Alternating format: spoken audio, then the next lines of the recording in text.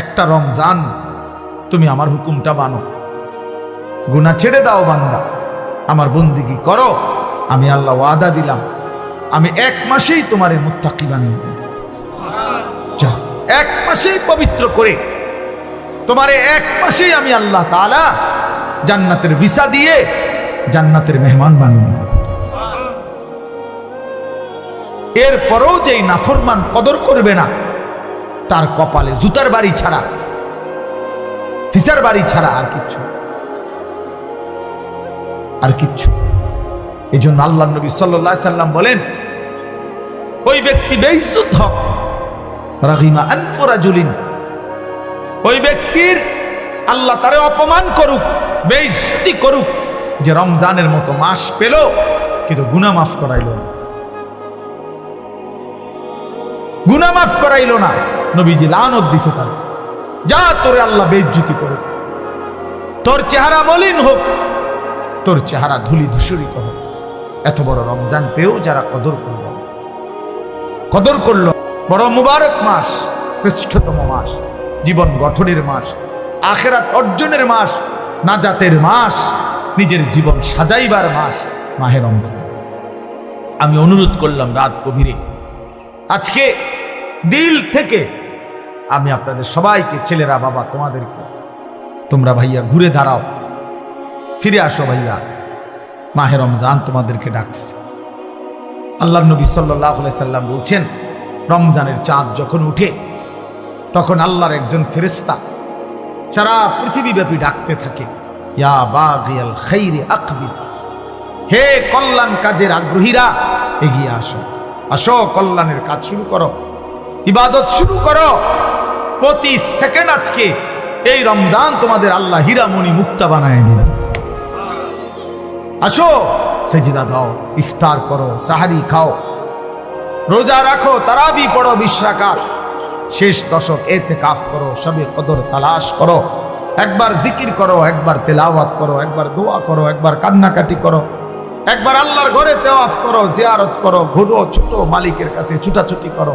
আল্লাহ রমজান রমজান রমজান, কত বান্দারে আপনি কত দিকে মাফ করতেছেন, আমারও মাফ করেন, আমারও মাফ।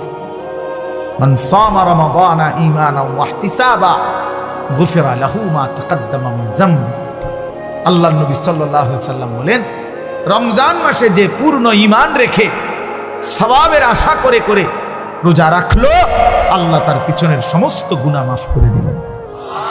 ওয়ামান কামা রমাদানা ঈমানান ওয়া ইহতিসাবা গুফিরা লাহু মা তাকাদ্দামা মিন যামবি। ওয়ামান কামা রমাদানা ঈমানান ওয়া ইহতিসাবা গুফিরা লাহু মা তাকাদ্দামা মিন যামবি। আল্লাহর নবী সাল্লাল্লাহু আলাইহি সাল্লাম বলেন, রমজান মাসে যে রাত্রিবেলা 20 রাকাত পূর্ণ তারাবি পড়লো, রাত্রি জাগরণ করলো, তাহাজ্জুদ পড়লো, তারাবি পড়লো, সেহরি খাইলো, দোয়া করলো, কান্নাকাটি করলো, রাত্রটা লম্বা ইবাদতে কাটাইয়া দিল, খোদার কসম আল্লাহর নবী বলেন আল্লাহ তার পিছনের সব গুনাহ মাফ করে দিবেন। তাহলে দিনে রোজা রাখলো, পিছনের সব গুনাহ মাফ। রাতে জেগে থেকে আল্লাহর ইবাদত, একবার তারাবি, একবার ঈশা, একবার সাহারি খাইলো, একবার তাহাজ্জুদ পড়লো, রাত্রি গভীর পর্যন্ত আল্লাহর কাছে দোয়া করতে থাকলো। আল্লাহ বলেন, পিছনে নবী বলেন, দিনেও পিছনের গুনাহ মাফ, রাতেও পিছনের গুনাহ মাফ। তার রইল কি? এই বান্দা জান্নাতি হবে না তো কে জান্নাতি? কে জান্নাত? আল্লাহর নবী সাল্লাল্লাহু আলাইহি ওয়াসাল্লাম বলছেন, কুল্লু আমালি ইবনি আদম লাহু ইল্লা সিয়াম। প্রত্যেক আমল বান্দা করে থাকে নিজের জন্য, অর্থাৎ নিজের আখিরাত, নিজের নেকির আশায়, নিজের জান্নাতের আশায়, ইল্লা সিয়াম। আল্লাহ পাক নবীজি বলছেন, বান্দা শুধুমাত্র রোজা রাখে শুধুই আল্লাহ তাআলার মহব্বতের আশায়, আল্লাহর সন্তুষ্টির আশায়। এখানে মূলত বাস্তবিক অর্থেই রোজাই একমাত্র বিধান, যেই বিধানে মানুষকে ফাঁকি দেওয়ার একদম সহজ সুবিধা। নামাজে কথা বলার সুযোগ নাই। আপনি মসজিদে আসেন নাই, আমি দেখছি, আমি ছিলাম মসজিদে, আপনারে আমি দেখি নাই জামাতে। আপনি যদি কোন আমি এই মাত্র জামাতে নামাজ পড়ছি, তো আপনি এটা মৃত্যুক না, কথা বোঝেন নাই আপনি।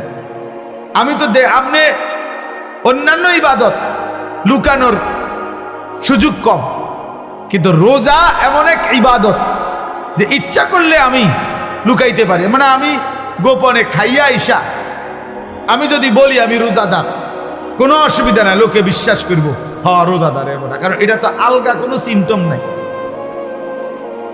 আলাদা কোনো চিহ্ন আসেনি যে এটা বুঝানোর যে রোজা রাখলে আবার একটা হাত খুইয়া পড়ে অথবা নাক এক সাইডে চলে যায়, এরকম কিছু আসেনি।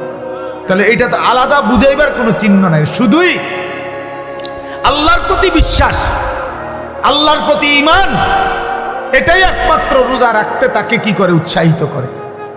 মানে মানুষের তো সে ধোঁকা দিতে পারেই, কিন্তু নামাজ তো না পড়া বলবো কেমন, হজ না করে কইব কেমন আমি হাজি সাহেব, উমরা না করে কেমনে কইব আমি আল্লাহর ঘরে গেছি, কোরআন শরীফ না পড়া কেমনে কইব যে আমি কোরআন শরীফ খতম করছি, আমনে সাহেব পড়া হুনান সাহেব করবো, আপনি কোরআন শরীফ তো পড়তে নে পারেন না, আপনি কেমনে খতম করছেন, ধরা খাইবেন না আপনি।